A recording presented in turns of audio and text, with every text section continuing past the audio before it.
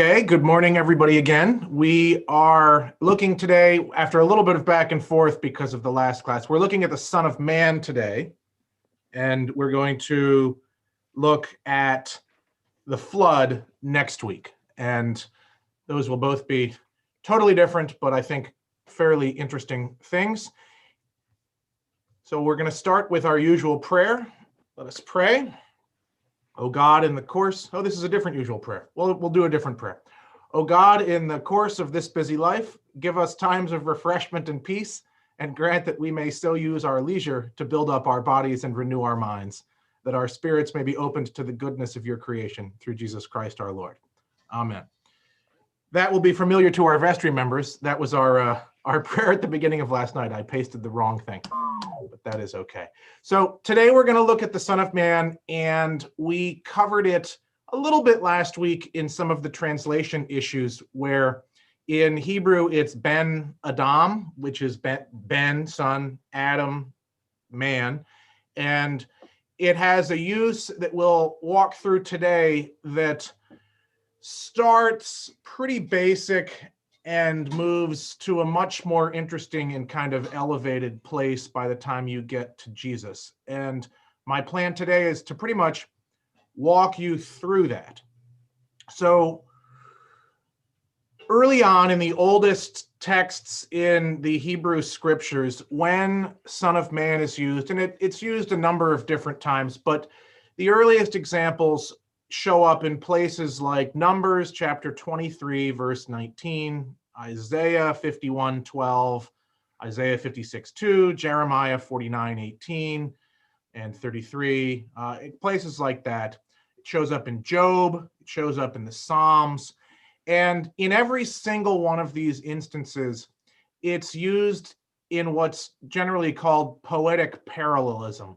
And the perfect example of that, which I will share my screen to show you, is in the Psalms, and it's Psalm 8. Let me pop this up. Okay, I think you can see my screen.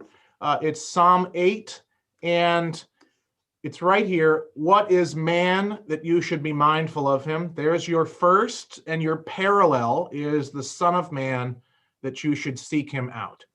And in all these different instances, whether it's in Numbers or Isaiah or Jeremiah or Job, it looks something like this.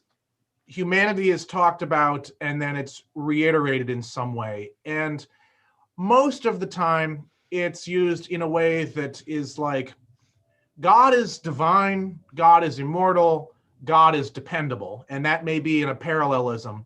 And contrary to that, or juxtaposed to that, is humanity, which is not immortal, and not very dependable. And so you get this kind of like, God is great and humanity is not so great. In this psalm, we get the same kind of parallelism, but this is the one time in all of those early examples where humanity is actually viewed in a positive way here.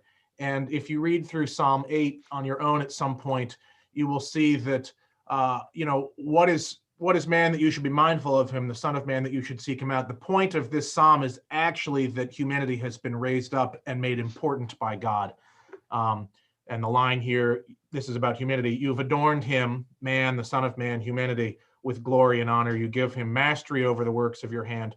So this is one of the first times we see humanity kind of elevated up in a positive way when it's attached to this word Son of Man. And to give just a little bit of reference point, remember it's Ben Adam. And if you remember the first time we encounter this person, Adam, in Genesis, it's when they're cast out of the garden, right? So the attachment of Adam is not necessarily a great one. They're the first people, yes, but they're also the ones that are the first sinners, the ones that are cast out of the garden, and that kind of thing. So anyway, that's the initial use of it. And to a degree, that's kind of a minor use in the Bible, but it's the one where it gives its kind of definition. And if you just keep in your head Adam means man or human, and son of man, it would be similar to being like, if anybody ever read C.S. Lewis, because he uses this phrase a lot, where he says, oh, they show up and you're a son of Adam or a daughter of Eve. And all C.S. Lewis, he's using it with some loaded language, but he's also using it in the sense of that just means they're human, right? They're part of this line of humanity. And that's really all this means early on. Last week, I talked a little bit about Ezekiel, and I don't think tell you how many times it's used in Ezekiel, but the word the phrase son of man is used 93 times in the book of Ezekiel, and which is way more than anywhere else in the entire Hebrew scriptures.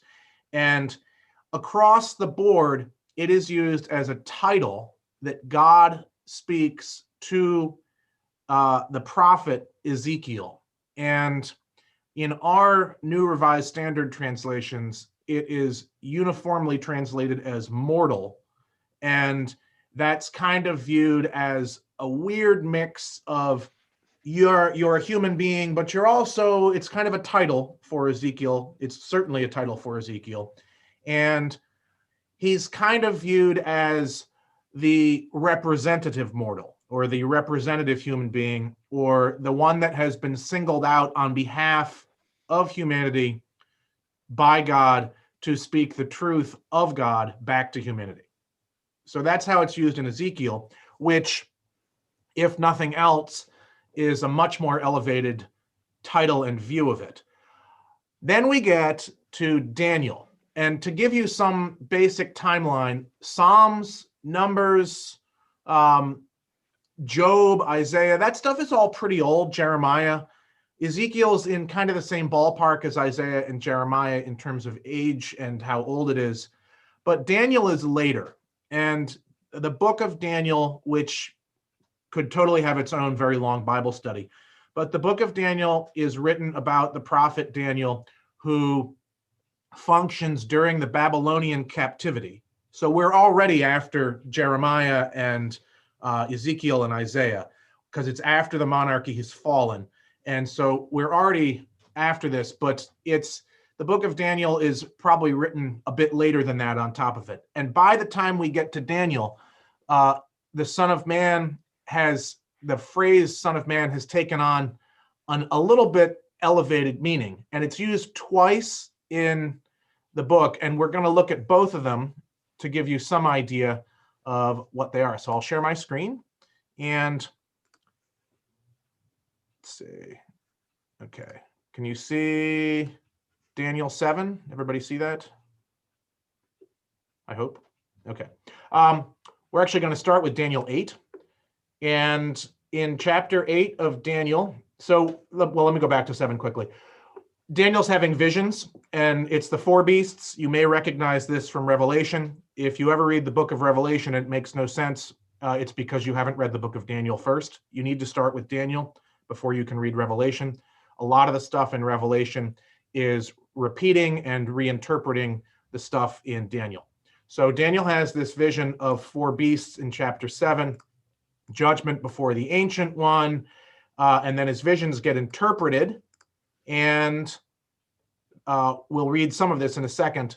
But in chapter 8, he has another vision of a ram and a goat, and then Gabriel, as in the angel Gabriel, for the record, the angel Gabriel interprets Daniel's dream, and Gabriel refers to Daniel right here and says to him, this is Gabriel. He said to me, understand, O mortal, see, Son of Man, understand, O mortal, that the vision is for the time of the end. So if you know Ezekiel and you know the history of this, you know, among other things, that Daniel is being placed in the same category as Ezekiel. When God or the angel refers to a prophet as mortal, you should probably think of Ezekiel, and now you think of Daniel as well. So you think of both of them. So you think, okay, that's the exact same as what we saw in Ezekiel. It's just a title. He's the representative of humanity that encounters God or the angel of God face to face. But the chapter before, Son of Man is used in a totally different way. And I would like us to read this because Daniel is fun to read. but also it will give you the context. So is this big enough for people to see if it's this big? So Bob, can you read? We're going to break this into parts. Can you read this? Okay. In the first year of King Belshazzar of Babylon, Daniel had a dream and vision of his head as he lay in bed. Then he wrote down the dream. Daniel saw in my vision by night the four winds of heaven stirring up the great sea, and four great beasts came up out of the sea, different from one another. The first was a lion and had eagle's wings. Then, as I watched, its wings were plucked off, and it was lifted up from the ground and made to stand on 2 feet like a human being. And a human mind was given to it. Another beast appeared, a second one, that looked like a bear. It was raised up on one side, had 3 tusks in its mouth among its teeth, and was told, "Arise, devour many bodies." After this, as I watched, another appeared like a leopard. The beast had 4 wings of a bird on its back and 4 heads, and dominion was given to it. After this, I saw in the visions by night a 4th beast, terrifying and dreadful and exceedingly strong. It had great iron teeth and was devouring, breaking in pieces, and stamping what was left with its feet. It was different from all the beasts that preceded it, and it had 10 horns. I was considering the horns when another horn appeared, a little one coming up among them to make room for it. 3 of the earlier horns were plucked up by the roots. There were eyes like human eyes in this horn, and a mouth speaking arrogantly. All right. Thank you. So that's a weird image, the 4 Wow. beasts. And it, if you've ever read Revelation, it's like, oh yeah, this is strange and familiar at the same time.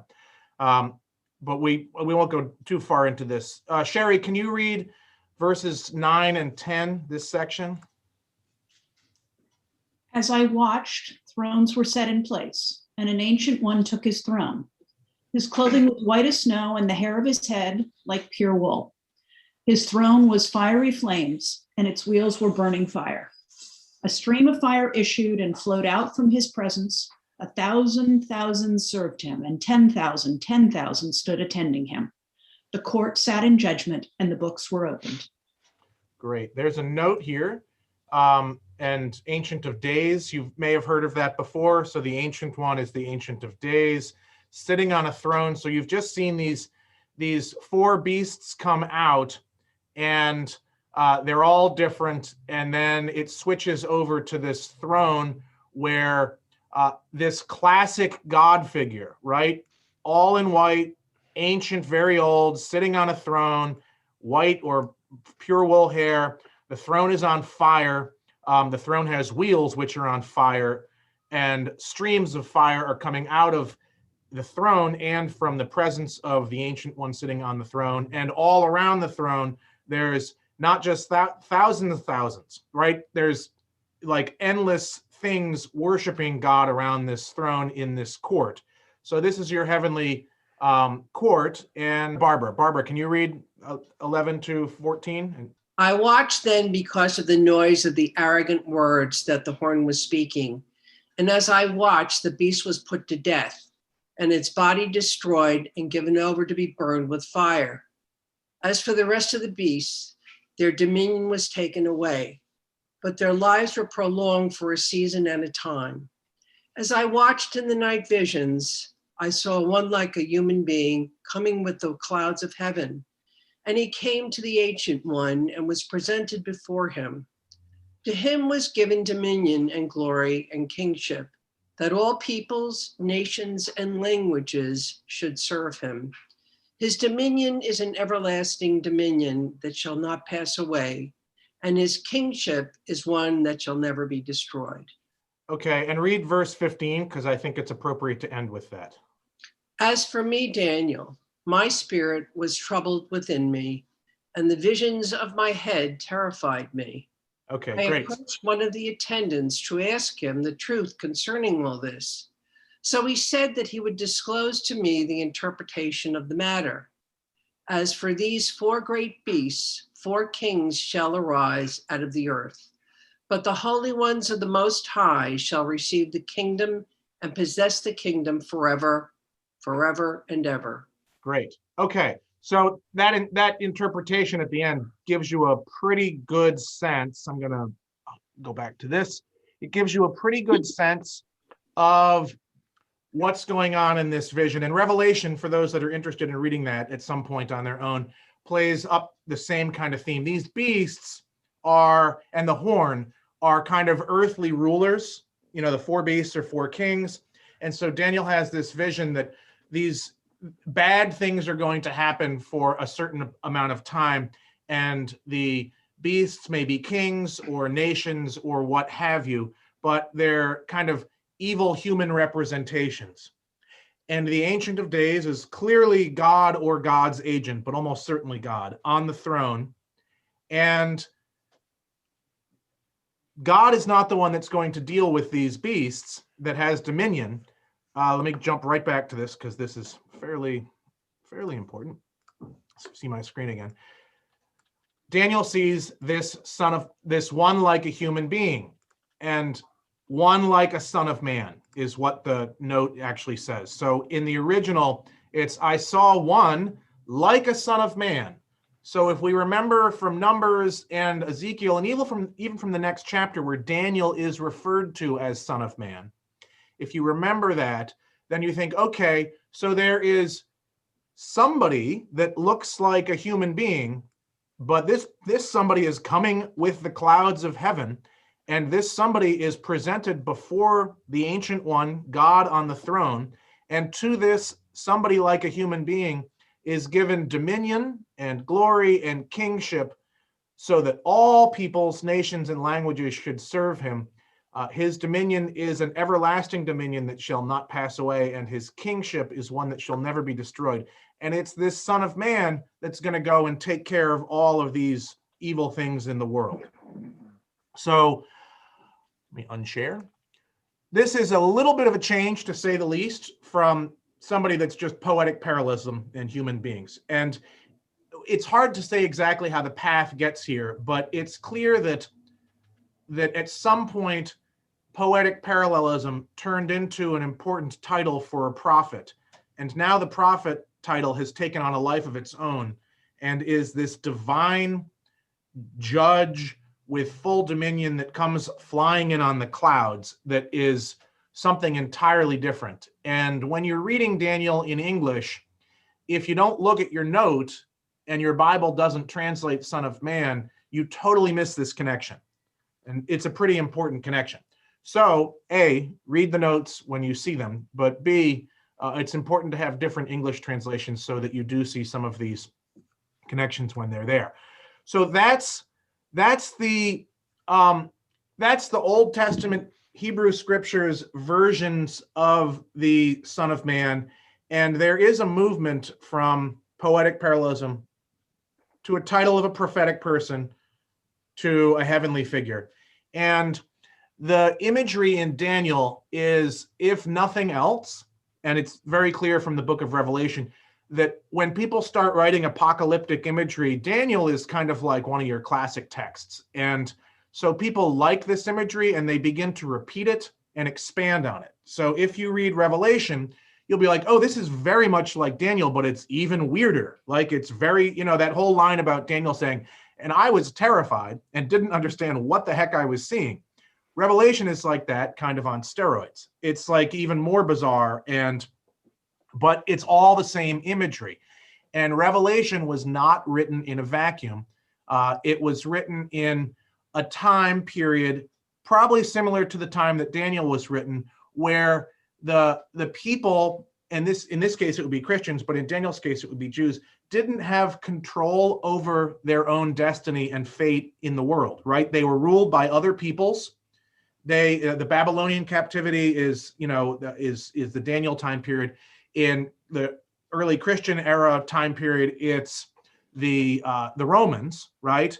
In Daniel's time period after that, even when it transitioned out of the Babylonian captivity and they came back, they were under the Jewish people were under the thumb of the Alexander the Great and his people, and then they were under the thumb of basically vassals of those people, and then the Romans and vassals of their people. So they weren't really under controlling their own fate and destiny.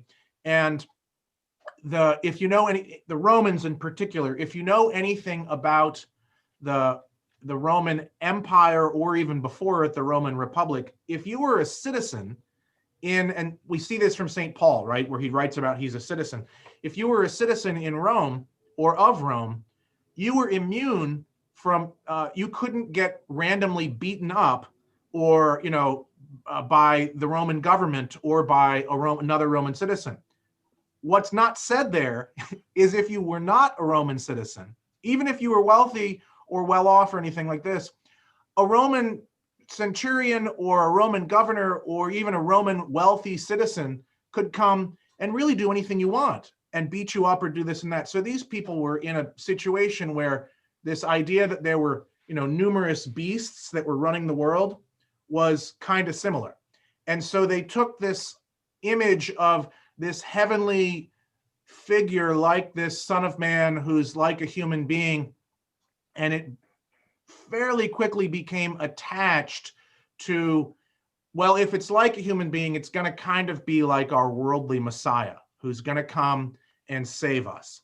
And there's a couple of other, the Son of Man in that characteristic is not part of Revelation, but there's a couple of other contemporary pieces of literature that are both very apocalyptic, looking for, lots of end time language, looking to compare the current, government with evil and salvation coming at some time in judgment and catastrophe to save all of us.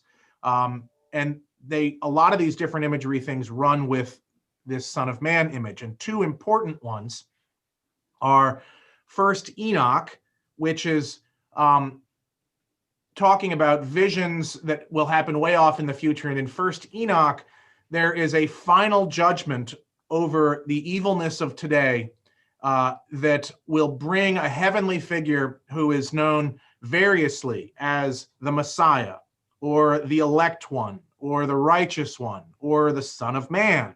And this Son of Man is exalted and brings judgment out of the heavens, and is also interestingly linked to the suffering servant in Isaiah, and is a servant of those suffering servants of God. So all of us in this view are those who suffer because we are under the thumb of the Romans or whomever, but we suffer and we're servants of God, and a true servant of God will be raised up and come from the heavens to save all of us. And this true servant is the Son of Man.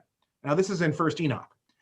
In fourth Ezra, which is another book around the same time, both of these are written around 100 AD or thereabout. So they're or contemporary with the Gospels. But in fourth Ezra, this same image is used. And this time, the Son of Man again is used, and doesn't just come flying out of the clouds. This time, the Son of Man comes across the sea, breathing fire and flying through the air. And this Son of Man is equated with the Davidic, as in like King David, Messiah that's come and bring judgment and justice again for all the people that are suffering under oppression. So similar imagery, but if you notice, they've taken this idea of Daniel and really run with it and use the same imagery of Son of Man. And the major difference is in Daniel, it's not really clear who the Son of Man is, but in this stuff, the Son of Man is very much the Jewish Messiah. And it's a heavenly figure and less so an earthly figure, but it is the Jewish Messiah is going to come and really bring some significant judgment. And that is the Son of Man. So all of this is in the context of when Jesus is actually doing his ministry. And so file the early version where Son of Man is a poetic phrase that's equated with humanity. File the Ezekiel and similar Daniel version where the Son of Man is God's prophet. File the other Daniel version and this first Enoch and fourth Ezra, heavenly Son of Man, bringing judgment, coming on the clouds, and also file the fact that by the time you get to Jesus, this Son of Man has been equated with the Messiah. And now we're going to look at how Jesus talks about himself as the Son of Man, but now is a decent time to pause for a second and see if anybody has any questions. Not a one. All right, great. Okay. So I hope we all know that there's 4 gospels, right? So Matthew, Mark, and Luke have a title that they share called the Synoptics. And so often you'll hear people, not often, in certain, if you're in seminary, all the time you'll hear people say the Synoptics, the Synoptics, the Synoptics. And the Synoptics are Matthew, Mark, and Luke. And the reason they share that title and are called Synoptics is because they share the exact same timeline and they share a lot of the same content. This is another Bible study for a different day, but it's pretty clear that Mark is probably the earliest, and both Matthew and Luke take Mark as their starting point and fill in gaps and other things and expand the narrative with more information that they have. And Mark is pretty bare bones. It's the only 16 chapters, but both Matthew and Luke are quite a bit longer. Luke is 24 chapters, Matthew's 28, and they have a lot of shared material, Matthew and Luke, but they also each have their own things. But in the Synoptics, Jesus talks about himself as the Son of Man a fair amount. And I don't have the time, I'll give you the verses to look at them, but if we started digging into Mark or Matthew or Luke, we'd end up going on for a week. But in Mark, and this is completely and totally shared by Matthew and Luke. In Mark, you get, if you look at the Son of Man references throughout the gospel narrative, you get a picture of the Son of Man that kind of has 4 sides to it, like a square, basically. So side 1 is that the Son of Man, and Jesus refers to himself as the Son of Man. And it's important to note that nobody ever refers to Jesus as the Son of Man. He's the only one that talks about the Son of Man, and he refers to himself as the Son of Man, but sometimes, and most often, in like a third person roundabout way. So he'll say the Son of Man does this, or the Son of Man will do this, or the Son of Man is this. And the first side of our square of the Synoptics and what the Son of Man is the Son of Man is able to do things that are traditionally only things that God could do. And what are those? The Son of Man is the Lord of the Sabbath. That's in Mark 2:28. And the Son of Man is able to forgive sins. And that's in Mark 2:10. And to Jewish ears at the time, certainly, and probably now, the ability to forgive sins and be Lord of the Sabbath are things that those are God's things. That's not our area. And the people in Jesus's time hearing that would very much have heard Jesus referring to himself as somebody who's got the power of God. I can forgive sins and I'm the Lord of the Sabbath. And if it is related at all to those prior Hebrew Scripture, Old Testament views of the Son of Man, it's higher than the Ezekiel prophet thing, but it's not quite as out there as the coming on the clouds Daniel thing, right? So that's number 1. Side 2 is that the Son of Man is a servant and will give his life for others, and will also be betrayed and rejected and suffer and die. And this shows up a lot. And it shows up in the Passion predictions, 8:31. This is all in Mark. 9:9, 9:12, 9:31, 10:33, 10:45, 14:21, and 14:41. And the Son of Man in this case is pretty similar to what we got in First Enoch, where the Son of Man is like the ideal servant of those other suffering servants. But where Jesus uses it, he really doesn't have himself coming on the clouds as the servant of the servant. He has himself in the trenches as the true suffering servant who, just like in Isaiah, will suffer, be betrayed, and die on behalf of the people. So that's side 2. So side 1 can do things that only God can do, forgive sins, Lord of the Sabbath. Side 2 is the Son of Man is like a suffering servant who will suffer, be betrayed, and die. Side 3 is the Daniel vision. And if you read through the Gospel according to Mark 8:38, 13:26, 13:32, and 14:61, you will see quite literally that Jesus talks about himself as the Son of Man coming in glory on the clouds with the angels at the end of time. And you'll think, whoa, this is right out of Daniel.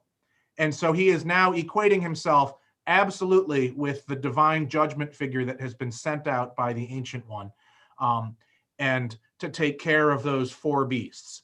And people, we don't read this much during the course of the year, but we do read it every year right at the beginning of Advent. And one of the features of Advent every year is that the advent of the second coming is the Son of Man coming on the clouds. And this shows up in Mark and Matthew and Luke quite literally.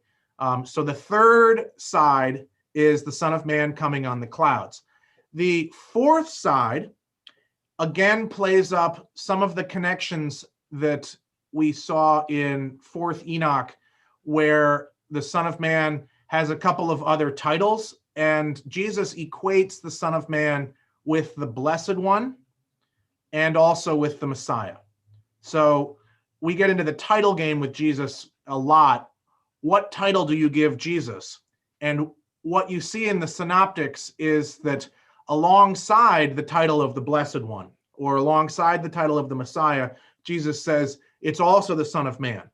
And so you got those 4 sides: things that God can do, forgive sins, be Lord of the Sabbath. Side 2 of the Son of Man is suffering servant. Side 3, coming on the clouds. And side 4 is equated with the Messiah and the Blessed One. And it's hard to put all 4 of those together and say, these all make sense together, because the coming on the clouds may match up with the Messiah and the other titles, and it also may match up with the things that only God can do, but it doesn't match up quite as well with the suffering servant. And like, you can usually fit 3 of them together, but not all 4, but it's 4. In Matthew and Luke expand on some of the stuff that Mark has, and both Matthew and Luke use the Son of Man more often than Mark does. And often in St. Matthew in particular, Jesus uses it without any context. He just refers to himself as the Son of Man.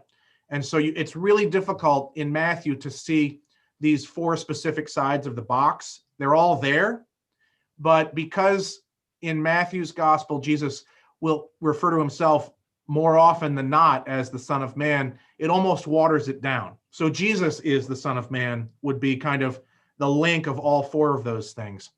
And in Luke, interestingly enough, Luke only has 3 sides. Luke eliminates the coming on the cloud thing. He has that, but he changes it away from Jesus as the Son of Man coming on the clouds and just says the Son is going to come on the clouds, which is a minor tweak.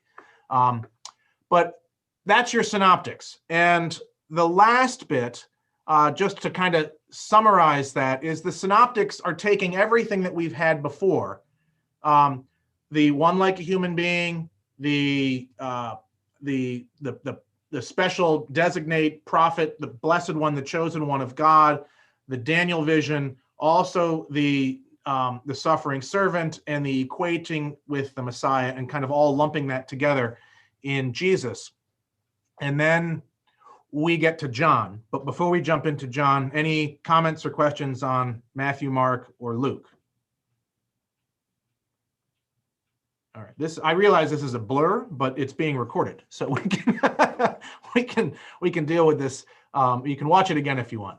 All right. So St. John the Gospel according to John is not one of the synoptics. It has a different timeline. If you ever want to have some fun with Holy Week, go into John and go into Luke or Matthew or Mark and try to figure out when Passover is, because it's a little different in John than it is in, right? If you remember John, that Sabbath was a high day, right? Right after Jesus is crucified, that Sabbath was a high day. So the Sabbath is Saturday. But in Matthew, Mark, and Luke, the Passover dinner that they have on Thursday evening, which would go into Friday, is the Last Supper. So the timeline is a little off in John, and there's reasons for that. That is a source for another Bible study. But another major difference between John and the Synoptics is John is a 3-year ministry of Jesus. Jesus shows up in Jerusalem 3 times. He shows up in chapter 2 when he flips over the tables in the temple. That scene happens in Matthew, Mark, and Luke at the end of the gospel, in Jesus' one and only time in Jerusalem. In John, Jesus shows up again in Jerusalem in chapter 6, which is the invitation to the whole bread of life thing. And then he shows up again later at the end of the gospel. And so the timeline is different, but the whole feeling of St. John's gospel is different. And it's much less narrative and much more kind of theologically dense. And so when you're reading through John's gospel,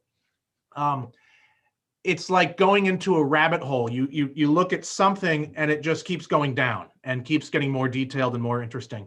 And really early on, one of the first major differences in John's gospel is, you remember the scene where I think Philip goes and gets Nathaniel, or maybe it's Nathaniel gets Philip, I can't remember.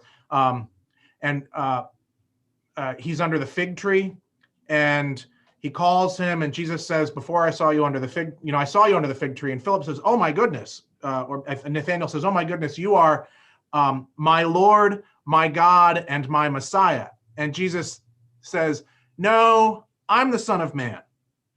And so in John, the Son of Man is actually a corrective throughout the entire gospel.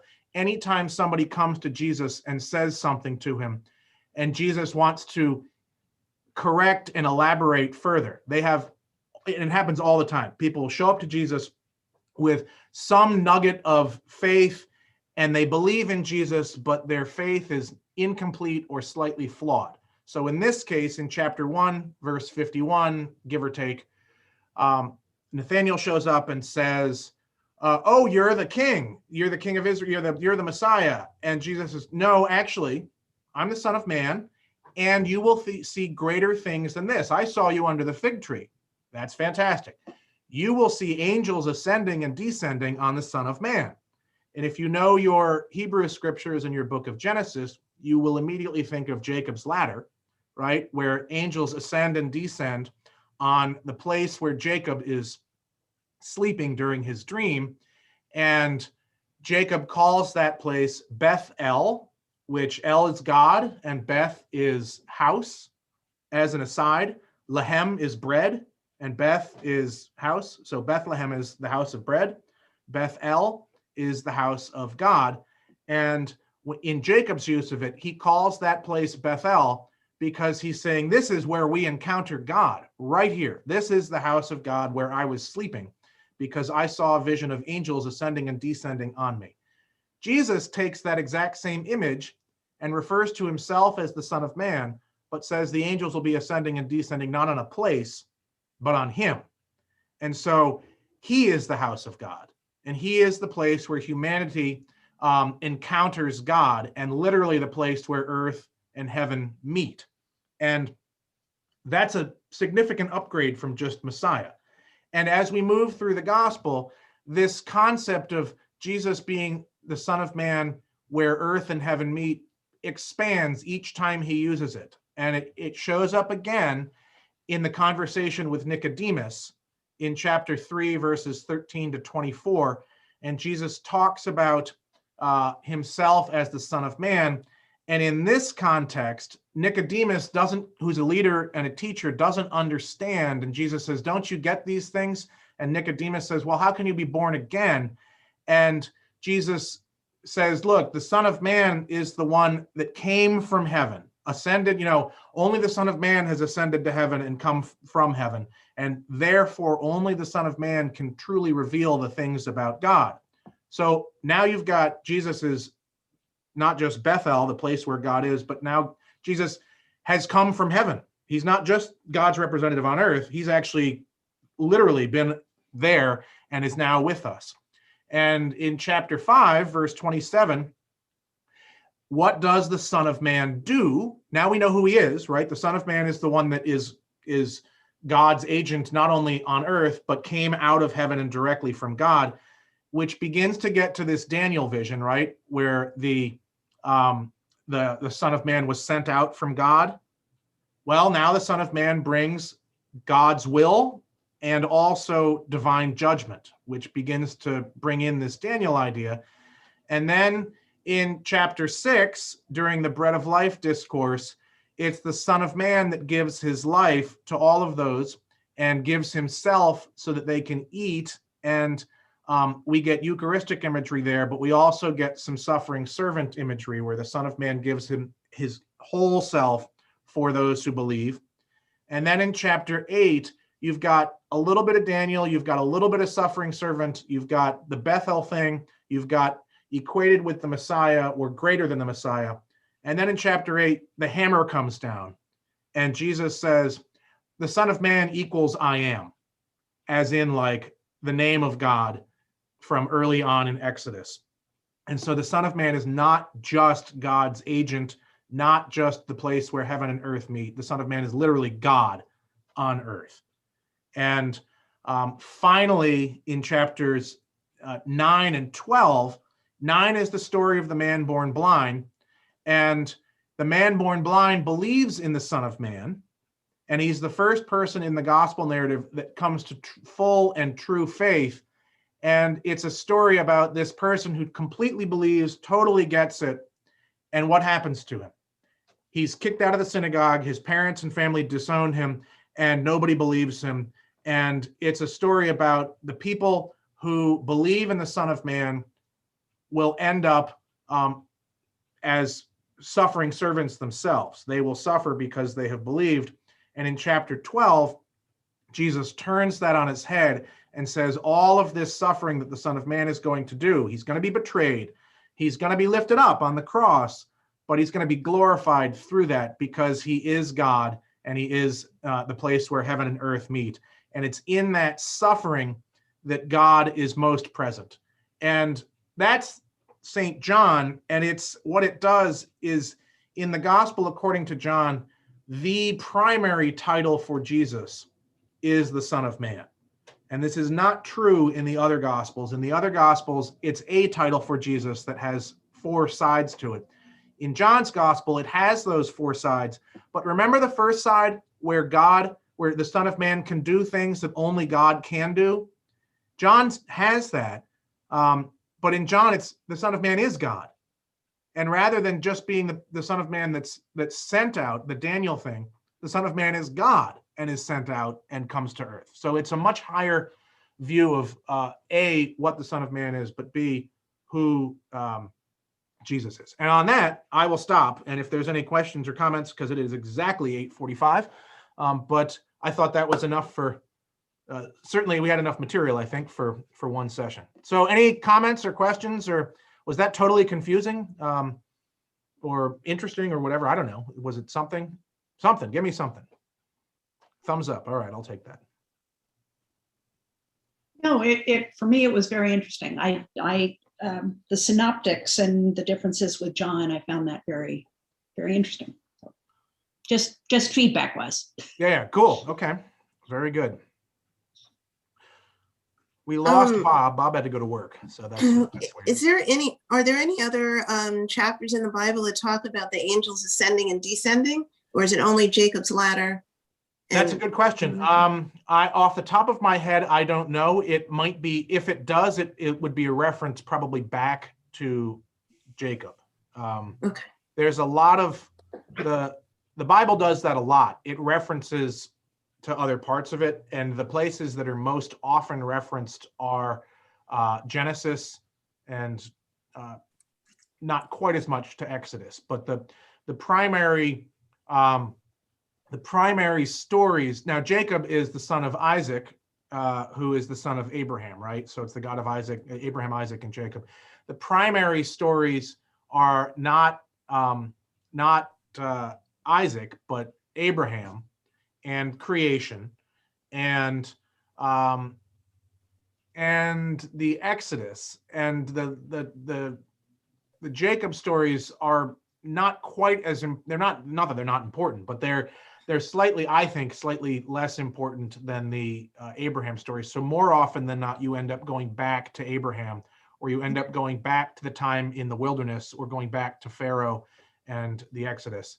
And I don't recall as many times people going back to the Jacob stories, though it could happen. It's worth noting that, and the Gospel according to John is littered with these things in a really interesting way. We had one of the Son of Man things we had last week, which is a reference, and I didn't talk about this at all, but it's a reference to the snake that Moses picks up on the bronze snake in the desert in Numbers. And Jesus refers to himself as the Son of Man will be lifted up. And just like Moses lifted up the snake in the wilderness, and that's the snake that the people look at and are saved. The Son of Man will be lifted up in a similar way so that people can believe and be saved. And there's a lot of references like that. There's an argument that can be made in the Gospel according to John that Jesus is not just referencing these things, but using himself as the perfection of these things. So you have kind of a prototype with Jacob. The prototype would be Jacob has this vision of the heavenly ladder, and when we get to Jesus, this prototype has been perfected in Jesus, who is not just this place, but is God with us, as opposed to God at a place. And you have a prototype with Moses, with the snake, where people look at this thing that's been lifted up and are saved. And the perfected version is Jesus on the cross. And you're not just saved so that you can live another day, you are saved and have eternal life. And the same is true with the living water, right? You may remember the people of Israel were constantly looking for water and digging wells, but in the wilderness, they couldn't find water. And Moses gave them water to drink. And Jacob, there's another Jacob reference, gave them the well in chapter 5 that Jesus runs into, that Ed, and Charlotte, we've been to, and Barbara, we've been to that well, right? And so Jacob dug this well and gave them this well, and it keeps them alive with water from the well, but Jesus is the true living water that gives them eternal life. And the bread in the wilderness, the comparison there is the manna that kept them alive, but Jesus is the true bread that they will eat and have eternal life. And the light, the Hanukkah celebration, right? You know about Hanukkah, and it's a rededication of the temple. That shows up in the Gospel according to John in chapter 7 and 8. And Jesus goes to the temple, and they're having this celebration of light. And what does he call himself? Well, I'm the true light that comes into the world. And you begin to get, okay, so the relighting of the temple was a temporary relighting and dedication because the oil lasted so long. Now Jesus is the true light that will never go out, right? And then you get one of the more famous ones is the image of the king and the priest, and all this is the shepherd, right? I will shepherd my people. I will give you a shepherd who is David, who literally was a shepherd. And who does Jesus come out and say he is? Hey, I'm the true shepherd, the good shepherd. I'm the real one. And so you get a lot of that in the Gospel according to John. But often, not all the time, often that is linked back with the Son of Man. And so if you really want to understand who Jesus is in St. John's Gospel, a really good starting point is the Son of Man. Another really good starting point is all these references back to the Hebrew scriptures and the various events that happen in them. So I don't know if that answered, I don't even remember what the question was, but that, there you go. So anything else? Is the Son of Man translation from the Hebrew or from Greek? Say it again. The Son of the Man is the translation from Hebrew or from Greek? It's both. In the Old Testament, in the Hebrew scriptures, that's a fantastic question, because it's not just, it's in Hebrew, and when it shows up in Numbers, Psalms, Ezekiel, Daniel, some of it sometimes might be Aramaic or Greek, but it still shows up in Hebrew. So it's a Hebrew expression, Literally, it's Ben Adam, son of man. It shows up in the New Testament in Greek, because that's what the New Testament was written in.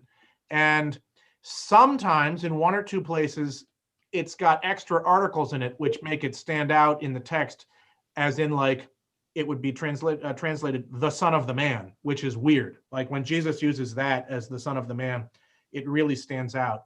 But Jesus spoke Aramaic.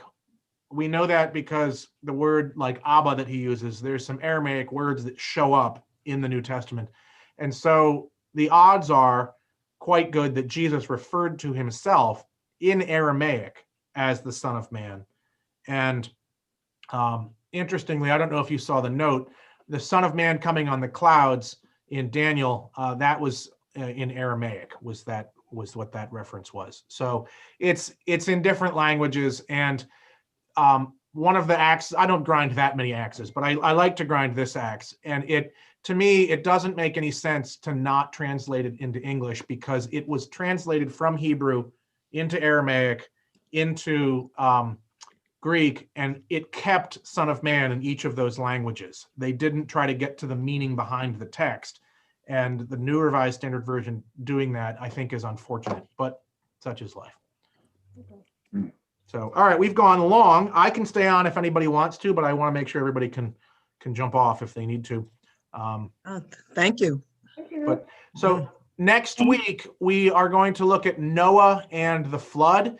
We're not going to read the whole thing because it will take a little too long to, but in advance, if you want to read Noah and the flood, I think it's like off the top of my head, I know it's in Genesis and in the first 10 chapters, I think it's 6 and 7 or 7 and 8, or maybe 6 through 8. It's in that zone in Genesis. And when you read it, the question to come back with is, how long did the flood last? That's the question I want you to ponder if you read, if you get a chance to read through the flood narrative from start to finish. And what kind of bird did Noah send out? How long did the flood last? And what kind of bird did Noah send out? And I think you'll have some interesting answers. Yeah. You probably know, but you might be surprised at the answers if you actually read the whole thing from start to finish. Okay? All right. Thank you. See you all Thank next you. week. Thanks very Okay. much. Bye. Thank you. Bye. Bye.